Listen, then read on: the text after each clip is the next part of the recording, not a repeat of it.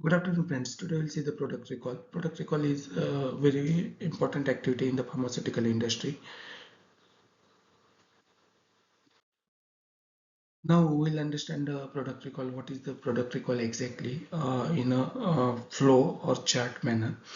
So this recall flow image explains the complete pharmaceutical product recall process from identification of an issue up to the final closure of the recall activity.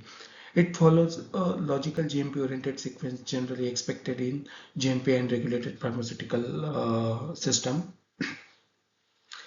Now we'll start with the recall initiation. This is the starting stage of the recall process. The activity involved in the recall initiations are identification of quality defect, then complaint, adverse event, mix-up, contamination, labeling issue, stability failure, etc. Then preliminary evaluation of the risk means which kind of risk is there, major, minor, or critical. Then decision whether recall is required or not. If recall is required, then we have to appoint a recall coordinator and recall team. The purpose of recall initiation activity is to officially activate the recall system after confirmation of the potential risk. Now we'll see the second stage of recall classification. Here the severity of the recall is assessed. The activities involved in the recall classification are health hazard evaluation, then classification of recall. There are three classes in a recall: class 1, class 2, class 3. Class 1 recalls are related to serious life-threatening risk. Class 2 recalls are related to temporary or reversible risk, and class 3 recalls are related to minor or non-significant health risk. The purpose of this recall classification is to decide how serious the recall is and how aggressively market action should be taken. Now we'll see the third stage of recall. It's a recall planning. The activities involved in recall planning are identification of affected product batches. Means sometime that particular recall are restricted with that specific batch, or sometime the recall affected with multiple batches of that particular campaign. So first of all, we have to identify that. Then market mapping means we have to check the distribution channel where we have distributed that product, which are the distributor or which are the NGOs, hospitals. Then preparation of recall communication. We have to prepare the official communications to intimate the parties. Then planning retrieval logistics. The purpose of recall planning is to organize recall execution systematically. Now we'll see the recall notification. This is the first stage of recall, the communication phase of recall. The activities involved in recall notification are inform regulatory authority, because it is the mandatory process that we have to inform the regulatory authority about recall. Then we have to also notify the distributor, hospital, pharmacies, customers, so that they can aware about this recall and they can quarantine that goods and return it back to the manufacturer. The purpose of recall notification is to rapidly stop the further product movement in the market. Now we'll see the fifth stage of recall. It's a product retrieval.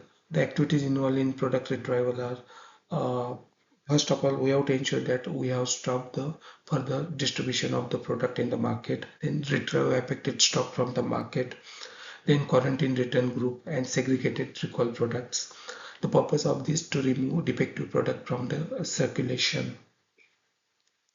Now we'll see the sixth stage of recall. It's an accountability stage. This stage ensures reconciliation and traceability. The activities involved in accountability stage are compare distributed quantities versus return quantity. Means we have to reconcile. Suppose if we have distributed the 100 unit and 100 unit should be returned, or if it is not written 100 unit, the sale report of distributor or hospital or pharmacy should be there, so that we can get a reconciliation of all the 100 packs.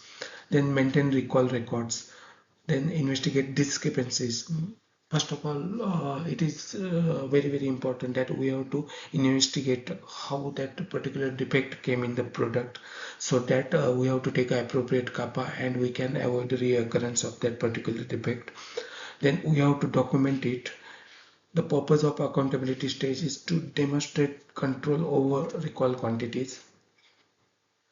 Now we'll see the seventh stage of recall. It's a disposition of recall product, final decision regarding recall stock, the activities involved in the disposition of recall product, evaluation of return product condition, then decide destruction, rework or labeling. Sometimes if the defects are critical, in those cases we have to destroy that product. Then sometime rework.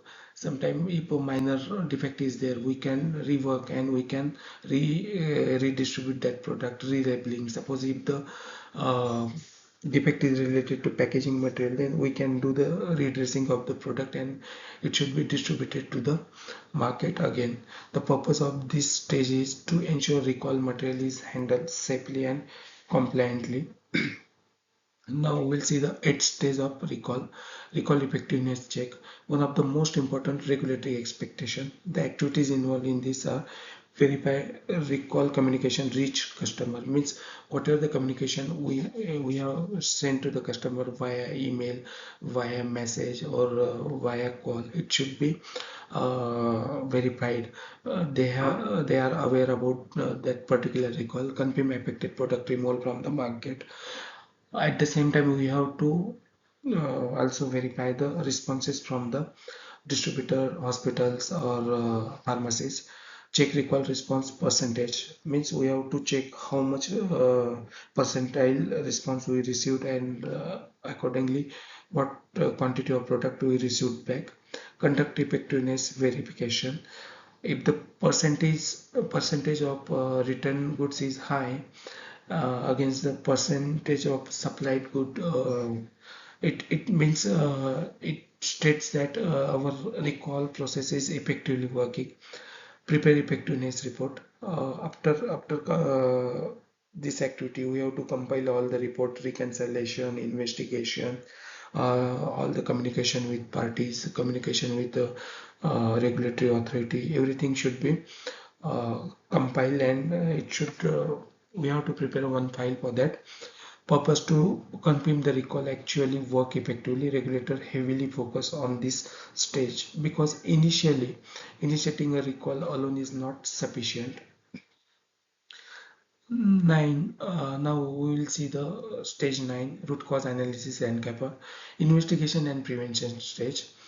The activities involved in RCA and CAPA, root cause investigation, then deviation analysis, then identification of system failure, where our system fails, who means where we kept less negligence, like kappa implementation, then prevent reoccurrence.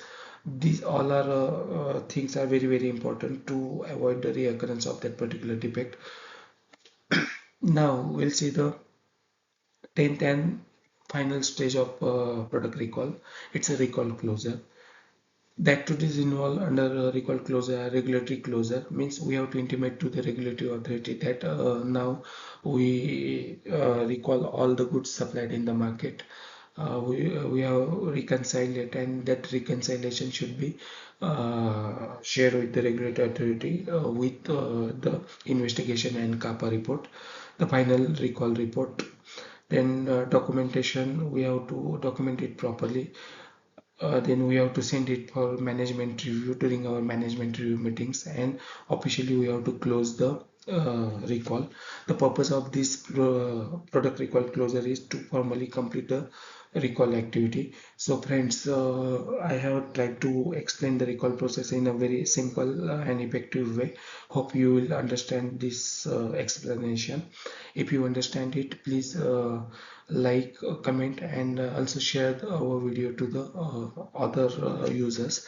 Thank you very much.